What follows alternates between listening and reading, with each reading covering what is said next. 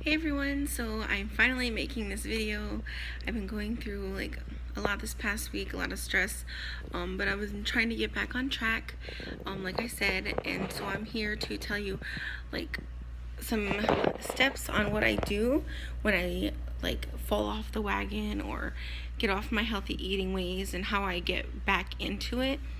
So the first thing that I do is I weigh myself, because when I'm eating bad and everything, I don't want to weigh myself. I don't even want to know how much I weigh.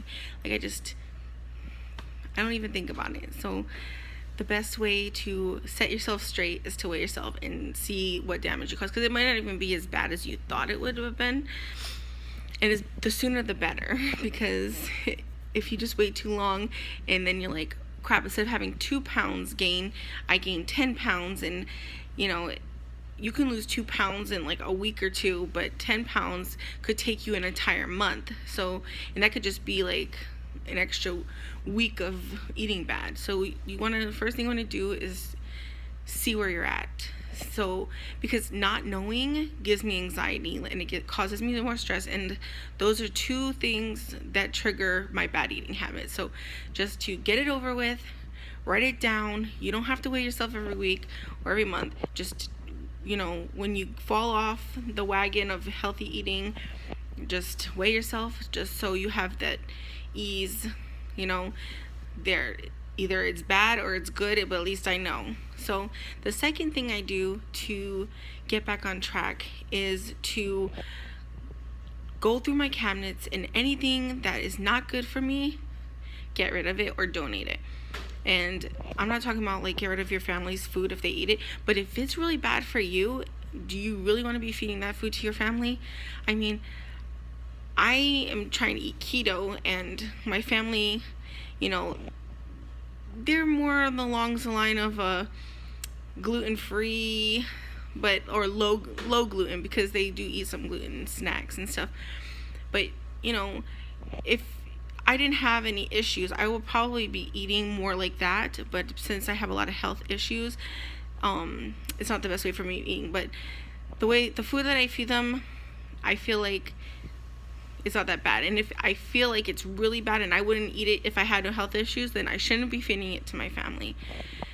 So that's the second thing, is to go through, and if there's stuff like Oreos or something that's like full of chemicals and bad stuff, just get rid of it. Your family shouldn't be eating it either. But things that like bread, like that I buy, that's not that bad, like it doesn't have a lot of chemicals or corn syrup or anything in it, that's not the problem. The problem is getting rid of all the stuff that is like basically toxic waste in your house.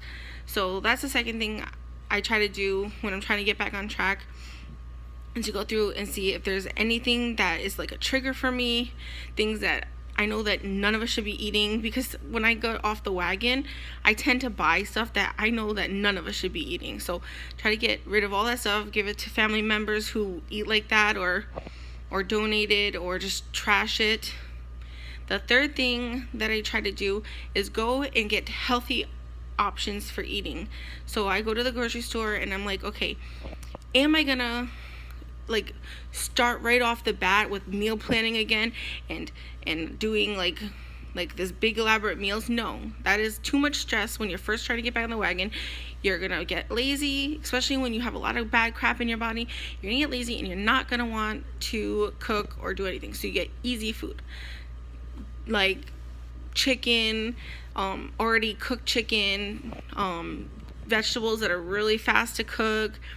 For me, like maybe like some kind of like beef jerky type snacks, anything that could get me in the right direction, right? It doesn't have to be like strictly what you're trying to aim for, but something better, options that are really fast and really easy, and you don't have to think about cooking. So just so that you can get back on track. So that's the third thing that I try to do. And then the fourth thing that I try to do is, after I get all that down, right, I'm not eating the strict diet that I want. Like, I'm not going to be eating strict keto. Maybe I'll be eating just gluten-free, but you want to be adding more of the, like for me, it would be keto. So I'll be adding more keto meals, but not every meal has to be keto, just to get back into things.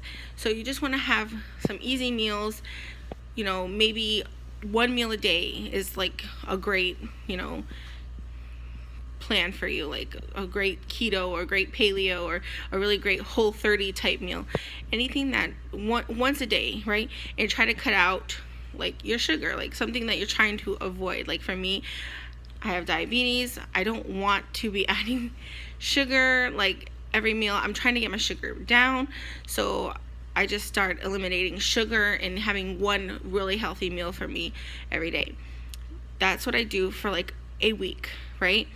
Then after that, I start, you know, coming up with what kind of meals am I gonna make, like what's not difficult for me, but then I start doing it every meal. I'm getting back on track every meal until I'm back to where I want to be. So right now I have been doing keto like strict for 3 days. I was easing into it strict for 3 days, and now what I wanted to do is try to get my stats. So I have my weight. I already did that in the beginning. Then I started checking my glucose, my fasting glucose, see where I'm at. I use the ketone P testers. I know they're not great, but it's great for when you're starting keto, because you want to see when you start producing ketones in your urine. That means you're in some kind of ketosis state. So like when I was off the wagon, I had a negative ketones in my urine, so I know that I was like way off. So I'm gonna start testing it and wait until I can see some positive results, so I know that I'm getting back on track. You just want to kind of monitor that thing.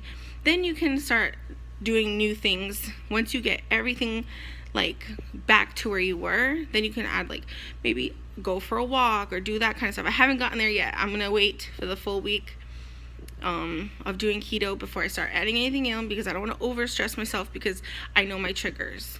So I hope this helps you guys. I know it's like kind of all over the place, but that's what I do to try to get back on track. So I will see you guys in my next video. Bye.